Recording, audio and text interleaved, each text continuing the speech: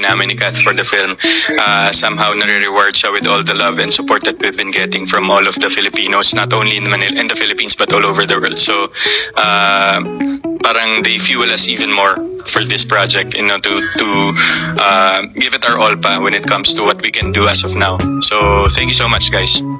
Yes, and diba, when you do something, ang sarap lang sa pakiramdam kapag nire-reciprocate siya ng extra love and extra support. Yun siguro yung pinapakita nila the whole time na umiikot kami sa Philippines and then ngayon naman internationally.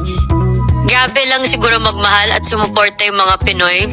So, very, very grateful. And yes, after na to, magdo-Dubai naman kami. So, we're excited to see them. Yeah. Pinupuntahan namin ng kakaya.